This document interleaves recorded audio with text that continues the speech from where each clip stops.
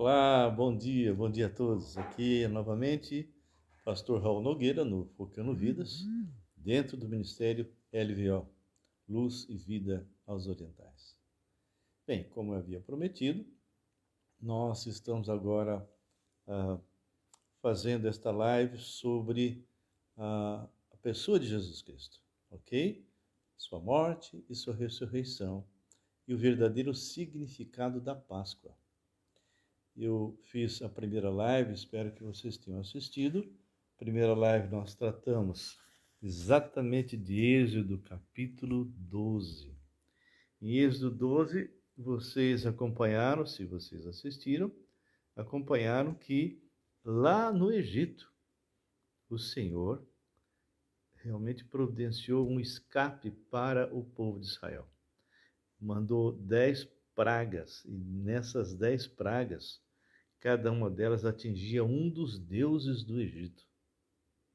E foi realmente maravilhoso nós percebermos a intervenção do Senhor para libertar o seu povo de uma maneira sobrenatural e fazer com que todos os deuses do Egito fossem envergonhados. O último a ser atingido foi exatamente o primogênito de Faraó, sendo que o próprio Faraó se colocava como Deus. Bem, o Senhor instruiu no capítulo 12, nós já vimos isso, só estou dando uma relembrada, que cada família teria que fazer o sacrifício de um cordeiro, como eu falei agora há pouco na introdução, numa gravação à parte, que tinha que ser perfeito. E não tinha nada a ver, como eu já comentei, com coelho e coelho botando ovo e ovo de chocolates. E desde quando o coelho bota ovo? Mas tudo bem. O fato é que a deturpação que foram feitas transformou realmente a Páscoa numa caricatura. A maioria das crianças, dos jovens e até dos adultos comemoram uma Páscoa pagã, uma Páscoa que realmente não tem nada a ver com a palavra do Senhor. Bem, naquela ocasião, foi instruído então que cada família ia fazer o sacrifício de um cordeiro, em alguns casos de um cabrito, fosse passado o sangue desse animal inocente nas vergas da porta ou seja, nas ombreiras e na verga da porta em cima. E ficassem dentro de casa. E aí o Senhor falou: vou passar pelo Egito fazendo juízo. Todo aquele que não estiver debaixo do sangue do Cordeiro, o primogênito daquela casa será morto. E eu até falei, se algum israelita não creu nisso, que eu creio que isso não aconteceu, e não tivesse feito exatamente segundo Moisés tinha instruído, esse teve uma perda grande do primogênito. Não acredito que isso tenha ocorrido. Eu até tinha levantado uma hipótese, porventura alguém do povo do Egito tivesse passado o sangue de um cordeiro perfeito, tudo seguindo, e colocado também nos umbrais da porta, e quando passasse realmente a morte sobre o Egito, ele seria salvo. Não sei, não creio, não tem nenhuma informação se algum egípcio acabou fazendo isso. O fato é que a Páscoa significa passagem, passar por cima, Passover em inglês, que é exatamente a libertação de um povo das garras de Faraó. Um povo que estava escravizado e que saiu e teve condições de atravessar o Mar Vermelho. Passando para nós, em termos assim, espirituais, simbólicos, Faraó simboliza o diabo. E todos nós, ao nascermos, estamos mortos escravizados nas mãos de Satanás. Estamos debaixo do sistema do diabo, caminhando morto segundo a nossa carne, e o mentor é Satanás. Mas, quando alguém realmente entende quem é o Cordeiro de Deus que tira o pecado do mundo, quem é esse Yeshua, quem é esse Jesus, e se arrepende dos seus pecados e o convida para ser o seu Senhor e Salvador, nesse dia ele é arrancado das mãos de Satanás. Ele deixa de ser escravo do diabo, deixa de estar debaixo da lei do pecado e da morte e passa a estar debaixo da lei do Espírito da vida em Cristo Jesus.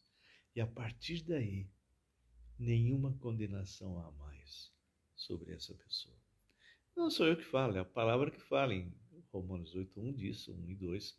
Agora, pois nenhuma condenação há mais para aqueles que estão em Cristo Jesus, porque a lei do Espírito da vida em Cristo Jesus te livrou da lei do pecado e da morte.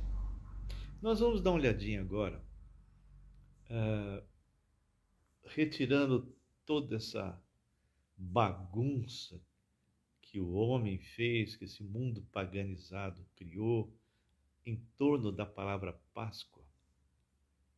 Páscoa é essa que os israelitas, e no caso atual os judeus, comemoram até hoje. E vamos então verificar qual é a importância da Páscoa na sua vida, na minha vida. E quem é esse Jesus, afinal de contas? Nós temos pregado e ensinado, e se você quiser mais informações, é só entrar lá no YouTube, Raul Nogueira Canal, que esse Jesus, o Filho de Deus, foi ele quem criou todo o universo e sustenta tudo pela palavra do seu poder.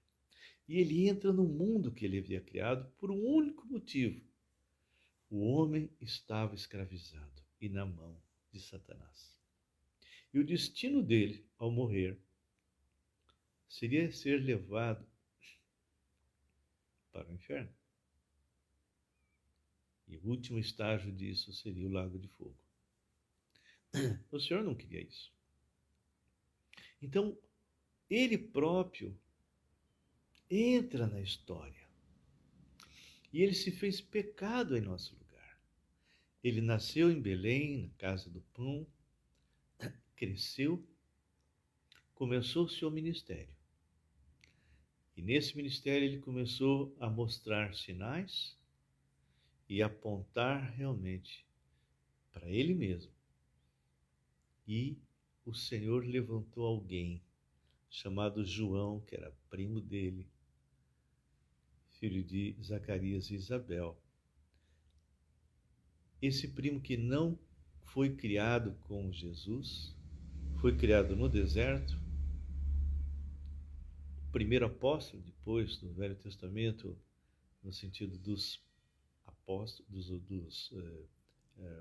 aqueles que eram profetas do passado, ele foi, vamos dizer assim, o primeiro já na época de Jesus. Olá, Alex, tudo bem? E o que ele faz? Quando ele, instruído pelo próprio Espírito Santo, quando ele vê Jesus, ele diz: eis o Cordeiro de Deus que tira o pecado do mundo. E é interessante que o Senhor havia instruído que sobre a pessoa que descesse o Espírito Santo, esse era o Messias. E queridos, quantas pessoas hoje não sabem quem é Jesus de verdade, o que ele veio fazer e como você pode ter certeza da vida eterna. Bem, eu queria que você abrisse comigo lá em Mateus. E nós estamos aí caminhando, se vocês lerem Mateus, e quando chega lá no capítulo 25, a partir do versículo 17, o Senhor Jesus está se preparando com os seus discípulos para a Páscoa. Páscoa essa que foi instituída pelo próprio Deus.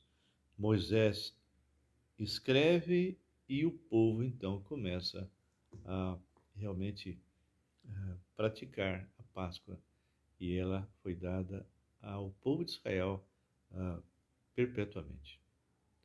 O significado da Páscoa, na época do Senhor Jesus, era lembrar da libertação de Israel das mãos do Egito. Mas o Senhor Jesus, ele é a nossa propiciação. O que significa isso? Quando o sumo sacerdote, uma vez por ano, entrava no Santo dos Santos com o sangue de um cordeiro, ele aspergia sobre a tampa da arca, que era chamado de propiciatório, e Deus simplesmente desviava a ira dele de sobre o povo de Israel. E aquele derramamento de sangue ali apontava até a cruz. Aliás, o primeiro derramamento de sangue não começou ali, o primeiro derramamento de sangue foi lá no Éden. E Gênesis 3,15 mostra exatamente a profecia que o Senhor viria para esmagar a cabeça da serpente. E o primeiro derramamento de sangue foi quando o Senhor rejeita aquelas folhas de parreira que cobria Adão e Eva, tentando esconder sua vergonha e seu pecado, e os cobriu com peles. Ali foi o primeiro derramamento de sangue. Lá no Éden já apontava para a cruz. E agora nós vamos ver a Páscoa, a partir aí de Mateus, capítulo 26, eu falei 25, mas é 26. Versículo 17 diz assim: No primeiro dia dos pães ázimos, vieram os discípulos a Jesus e lhe perguntaram: Onde queres que te façamos os preparativos para comeres a Páscoa? E ele respondeu: Ide à cidade ter com certo homem. E diz ele: O mestre manda dizer: O meu tempo está próximo, em tua casa celebrarei a Páscoa com os meus discípulos. E eles fizeram como Jesus lhe ordenara e prepararam a Páscoa. Chegada a tarde, pôs-se ele à mesa com os 12 discípulos, ou seja, Judas estava com ele. E enquanto comiam, declarou Jesus: Em verdade vos digo que um dentre vós me trairá. O Senhor, como Deus homem, sabia exatamente quem era e o que ele iria fazer, mas era para se cumprir a Escritura. E eles, muitíssimos contristados, começaram um por um a perguntar-lhe: Porventura sou eu, Senhor? E ele respondeu: O que mete comigo a mão no prato, esse me trairá. O Filho do Homem vai como está escrito a seu respeito, mas ai daquele por intermédio de quem o Filho do Homem está sendo traído. Melhor lhe fora não haver nascido. Então Judas, que o traía, perguntou: Acaso sou eu, mestre? Que hipócrita. Respondeu Jesus: Tu disseste. Enquanto comiam, tomou Jesus um pão e, abençoando, partiu, deu aos discípulos, dizendo: Tomai, comei, isto é meu corpo. Aqui ele já vai começar a simbolizar algo que nós comemoramos agora como igreja e que chamamos da ceia do Senhor. Enquanto comiam, tomou Jesus um pão e, abençoando, partiu e o deu aos discípulos, dizendo: Tomai, comei, isto é meu corpo. A seguir tomou um cálice e, tendo dado graças, o deu aos discípulos, dizendo: Bebei dele todos, porque isto é o meu sangue, o sangue da nova aliança, derramado em favor de muitos para a remissão de pecados. E ali não era suco de uva, não, era vinho no duro.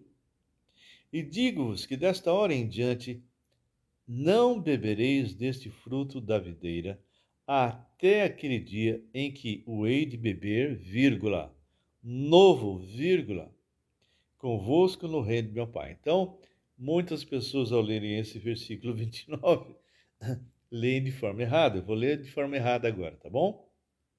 E digo-vos que desta hora em diante não beberei desse fruto da videira até aquele dia em que o hei de beber de novo.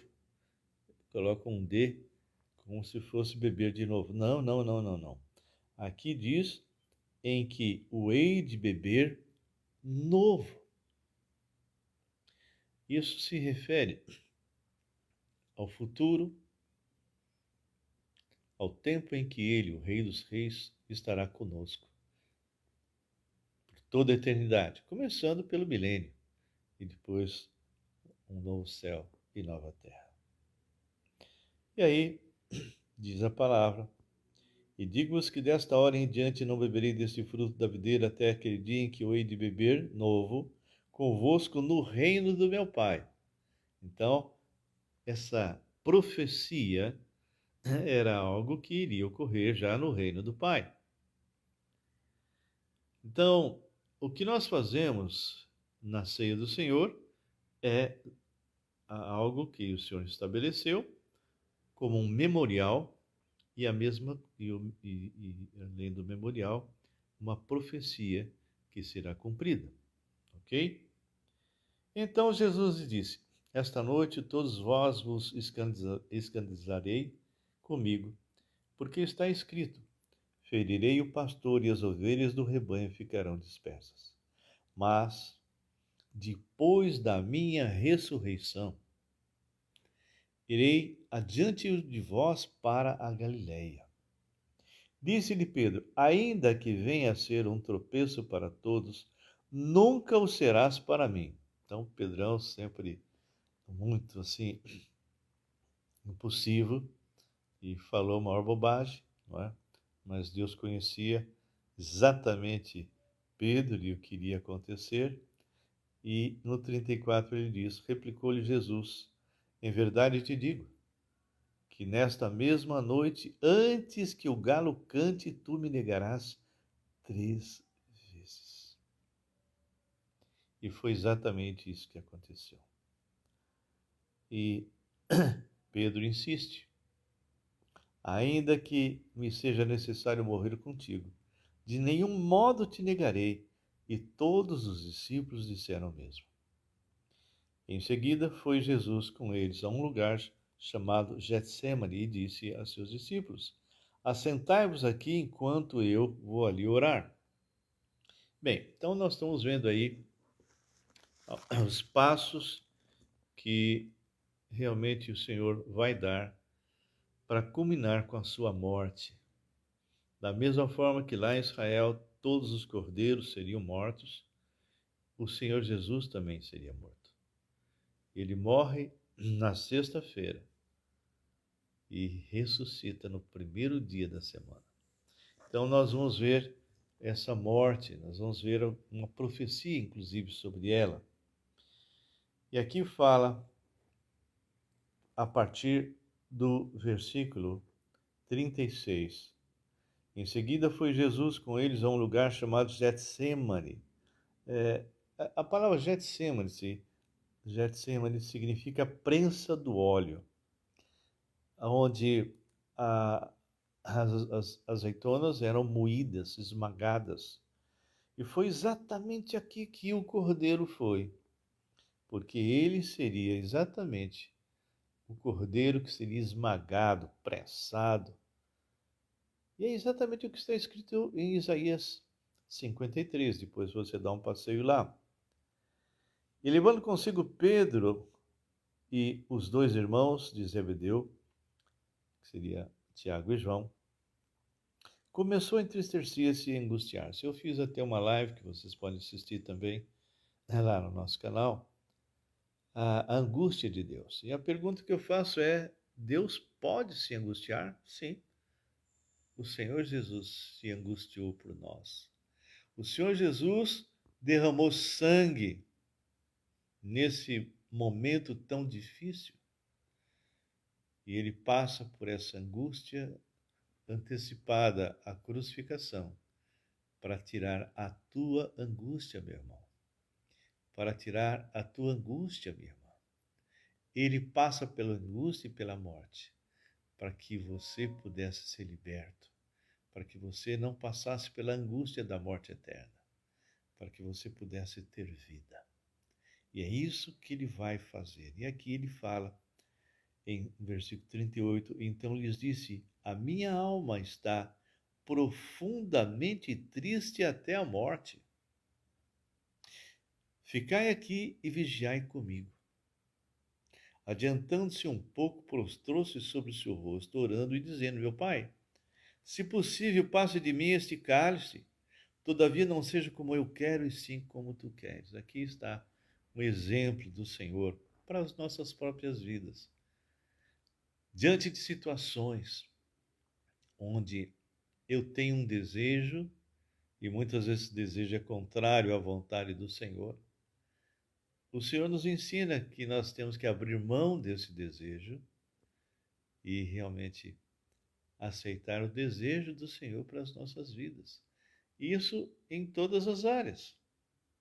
Nós temos que realmente dizer: Senhor, não seja como eu quero, mas como tu queres. Isso na área de pecados, de desobediência, de tudo, em todas as áreas.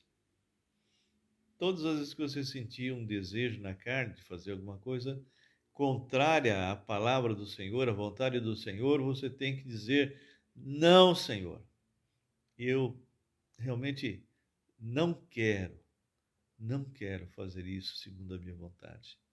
Eu quero fazer segundo a tua vontade.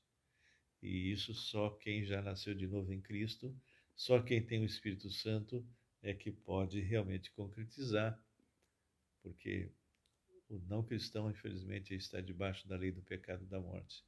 Mas você não. Você foi lavado e purificado no sangue do Cordeiro e você tem a vida eterna. E o Senhor diz aqui, depois que ele fala que ele estava triste, no versículo 39, diz: adiantando-se um pouco, prostrou-se sobre o seu rosto, orando, dizendo: meu pai, se possível, passe de mim esse cálice, todavia, não seja como eu quero, e sim como tu queres. E voltando-se para os discípulos, encontrou, achou-os dormindo. E disse a Pedro: então, nem uma hora pudesses vós vigiar comigo. Imagina o nível de opressão que esses discípulos estavam sentindo. As trevas ali, tentando de todas as formas agir naquele ambiente. E o Senhor Jesus fala: poxa, vocês não puderam vigiar comigo nem um pouquinho, né? Nem uma hora. E voltando-se para os discípulos, achou-os dormindo e disse: Pedro, então nem uma hora pudesses vigiar comigo, vigiai e orai, para que não entreis em tentação. O espírito, na verdade, está pronto, mas a carne é fraca. Tornando-se a retirar-se, orou de novo, dizendo: meu pai, se não é possível passar de mim esse cálice, sem que eu o beba, faça-se a tua vontade. Aqui está o cumprimento da palavra do Senhor, que fala que o Senhor Jesus obedeceu ao Pai até a morte. Bem, e no versículo 43 diz: e voltando-se, achou-os outra vez dormindo, porque os seus olhos estavam pesados. Deixando-os novamente, foi orar pela terceira vez, repetindo as mesmas palavras. Então voltou para os discípulos e disse: ainda dormis? Repousais? Eis que é chegada a hora, e o Filho do Homem está sendo entregue nas mãos de pecadores. Levantai-vos, vamos-nos, eis que o traidor se aproxima. Que momento, que momento. Falava ele ainda, e eis que chegou Judas, um dos 12, e com ele grande turba com espada e cacetetes, vindo da parte dos principais sacerdotes e dos anciões do povo. Ora, o traidor lhes havia dado este sinal: aquele a quem eu beijar, a esse prendei-o. No grego, seria um beijo normal. Essa primeira palavra beijo, né? Mas é interessante que no versículo 49 diz: e logo aproximando-se de Jesus, lhe disse: salve, mestre! E o beijou. E aqui no grego é um beijo apaixonado. E Jesus, apesar da traição de Judas, ele ainda o chama de amigo. Jesus, porém, lhe disse: amigo, para que vieste? Nisto, aproximando-se eles, deitaram as mãos em Jesus e o prenderam. E eis que um dos que estavam com Jesus, estendendo a mão, sacou a espada e, golpeando o servo do sumo sacerdote, cortou-lhe a orelha. Então Jesus lhe disse: embainha a tua espada, pois todos os que lançam mão da espada, a espada perecerão. Acaso pensas que não posso rogar a meu Pai e ele me mandaria neste momento mais de 12 legiões de anjos? Como, pois, se cumpririam as Escrituras, segundo as quais assim deve suceder? Naquele momento disse Jesus às multidões: saíste com espadas e cacetes para prender como a um salteador. Todos os dias no templo eu me assentava convosco, ensinando e não me prendestes, porque não era chegada a hora. Vocês lembram que por diversas vezes, ele sempre diante de uma situação, ele dizia, não é chegada a minha hora. Até o momento que diz, agora é chegada a minha hora. Então, tudo isso, porém, aconteceu para que se cumprisse as escrituras dos profetas.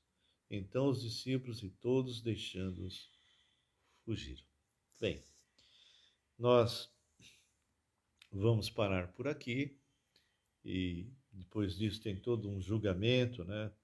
Uma série de coisas que você já conhece bem. E nesse julgamento, então, o Senhor Jesus é trocado, né?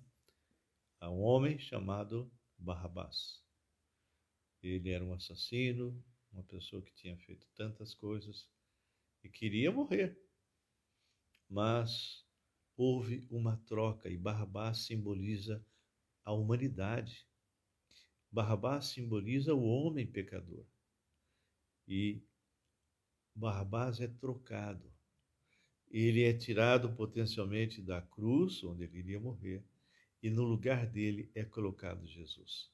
E foi isso que Jesus fez por você, meu irmão, minha irmã. Jesus trocou de lugar com você. Você deveria ir para a cruz, você deveria morrer e ir para o inferno, você deveria no futuro ser lançado no lago de fogo, mas o Senhor Jesus trocou com você. E quando Deus o Pai olha para a cruz, ele não vê o Filho, vê você. E a ira do Pai que deveria cair sobre mim, sobre você, cai sobre Jesus. E Jesus morreu a tua morte. Mas ele não fica morto. Ele morreu e ressuscitou. E está vivo. E nós vamos prosseguir falando, a partir do capítulo 27 em diante, nós vamos estar falando a respeito desse momento da morte. Não vamos entrar em detalhes de julgamento, uma série de coisas, talvez comentar, mas sem ler, porque eu quero realmente frisar a morte, o momento em que o Senhor Jesus morre, ok? E nós temos que entender que essa é uma porção da palavra que você deveria estar lendo muitas e muitas vezes. Não só a parte de Mateus, mas realmente todos os demais. Tá bem? Nós vamos encerrar agora, agradecendo aí a Deus por esse ponto, esse privilégio, mas eu volto daqui um momento, não sei quanto tempo nós vamos demorar, e vamos estar realmente orando, intercedendo por você, se eventualmente você ainda não conhece o Cordeiro. Se você ainda não entende qual é o significado verdadeiro da Páscoa. Uma coisa eu sei, nós que já fomos lavados e purificados no sangue do Cordeiro, temos a vida eterna.